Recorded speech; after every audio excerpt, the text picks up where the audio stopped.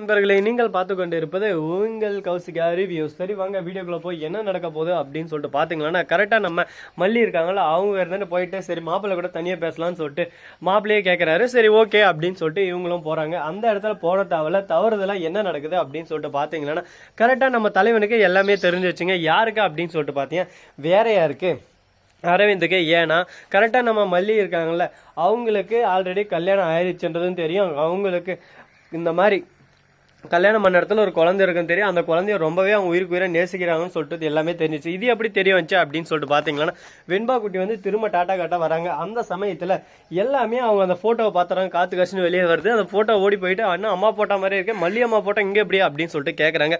இதை கேட்டதை என்ன பாப்பா சொல்கிறேன் அப்படின்னு சொல்லிட்டு சொல்ல, இவங்கள தான் நான் தேடின்னு வந்தேன், இவங்க என்னை விட்டு போயிட்டாங்க ஒரு சண்டைனால அப்படின்னு சொல்லிட்டு சொல்கிறாங்க. இதை கேட்டதை என்ன பேசுறது ஏது பேசுன்னு சொல்லிட்டு தெரியாமல் ஒரு பக்கம் மூச்சடிச்சு போயிட்டு சைலண்டாக நின்று இருக்காரு. சரி ஃபஸ்ட்டு என்ன நடந்துச்சுன்னு சொல்லிட்டு தெரிஞ்சுக்கலாம்னு சொல்லிட்டு அங்க போறாரு. அங்க போயிட்டு எல்லாமே பிடிச்சிருக்கு, நான் தனியா பேசணும் அப்படின்னு சொல்லிட்டு சொல்றாரு. பின்னாடி இவங்க எதுவுமே பேசாம கண் கலங்குது ஒரு பக்கம். பின்னாடியே அவங்க அண்ணன் வந்துடுறாரு. அவங்க அண்ணன் வந்து கரெக்டா சூசைட் மிரட்டல், என்ன புரிஞ்சுதா ஒழுங்கா சொல்றியா இல்லையா அப்படின்னு சொல்லிட்டு கேட்க ஆரம்பிக்க. இதை பார்த்ததும் இவருக்கே புரிஞ்சிருது, ஓஹோ நானா இதனாலதான் இவங்க ஒத்துக்கிட்டாங்களா அப்படின்னு சொல்லிட்டு தெரிய வருது. உடனே என்ன பண்றாங்க அப்படின்னு சொல்லிட்டு பாத்தீங்கன்னா, சாவி கீழே போடுற மாதிரி கீழே போடுறாங்க. அந்த சாவியை குளிஞ்சு எடுக்கிற போது அந்த தாலி கீழே வந்து தொங்குதுங்க. அந்த சமயத்துல பாத்துற கரெக்டா பார்த்து கேட்கறாங்க, என்ன மல்லி இதெல்லாம் அப்படின்னு சொல்லிட்டு. அவங்க எதுவுமே சொல்லாம வாய் அடிச்சு போயிட்டு சைலண்டாகவே நின்று இருக்காங்க. உடனே இவரே கேட்க ஆரம்பிக்கிறாரு, என்ன மல்லி விஜய் கட்டின தாலியா அப்படின்னு சொல்லிட்டு கேட்குறாங்க. உங்க பொண்ணு வெண்பா கார்ல தான் இருக்காங்க, போய் பாரு அப்படின்னு சொல்லிட்டு சொல்றாங்க. என்ன சொல்றீங்க அப்படின்னு சொல்லிட்டு குடுன்னு வெளியே ஓடுறாங்க. ஓடி போய் பார்த்தா கார்ல வெண்பா குட்டி. அப்படியே என்னம்மா என்னை விட்டுட்டு வந்தீங்க, என் மேலே அவ்வளோ கோவமா அப்படின்னு சொல்லிட்டு கேட்க உடனே கட்டி பிடிச்சி அனுப்பிச்சிடுறாங்க ஒரு பக்கம். சரி இங்கே இரு நான் வரேன் அப்படின்னு சொல்லிட்டு போய் அரவிந்த் கிட்ட பேசுறாங்க. அரவிந்த்னு எல்லாத்தையும் எடுத்து உரைக்கிறார் ஒரு பக்கம். இந்த பாரு புரிஞ்சுக்கோ, வாழ்க்கைன்னா இந்த மாதிரி 1000 கஷ்டம் வரதான் வரும். உங்க அண்ணன் பேச்சை கேட்டுன்னு இப்போ நீ எது இழக்கிறியோ ஃபியூச்சரில் நீ இன்னும் மிக பெருசாக எல்லாத்தையும் இழந்துருவே அப்படின்னு சொல்லிட்டு சொல்கிறாங்க. இதை கேட்டது என்ன பேசுறது ஏது பேசுன்னு சொல்லிட்டு தெரியாமல் ஒரு பக்கம் மௌனமே சிறந்ததுன்னு சொல்லிட்டு சைலண்டாக இருக்காங்க. அது மட்டும் இல்லாமல் நம்ம ஒரு விஷயத்துக்கு ஆசைப்படலாம், தப்பு இல்லை.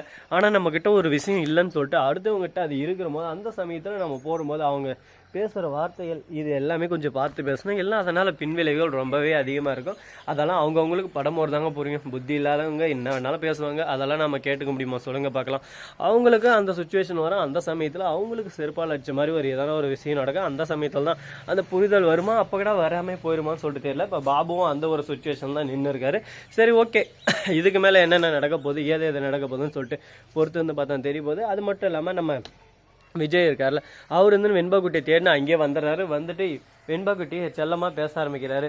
உடனே அங்கே நடந்த விஷயம், வந்த விஷயம், போன விஷயம், சொந்த விஷயம் எல்லாத்தையும் பேசி ஒரு பக்கம் ரகலை ஆயிடுதுன்னா பார்த்துக்கோங்களேன். இந்த ரகலைக்கு நடுவில் இன்னும் என்னென்ன நடக்க போகுது ஏது நடக்க போகுதுன்னு சொல்லிட்டு தெரியாமல் சுவாரஸ்யங்கள் ஒரு பக்கம் அதிகமாகினே இருக்குது. சுவாரஸ்யங்கள் குறைஞ்சாதான் அதுக்கான தீர்வு ஒன்று கிடைக்குங்க. சரி பொறுத்து வந்து பார்ப்போம். சரி இப்படியெல்லாம் ஒரு பக்கம் போயின்னு இருக்கா, மறுபக்கம் என்ன நடக்குதுன்னு சொல்லிட்டு பார்த்தீங்களன்னா, கரெக்டாக நம்ம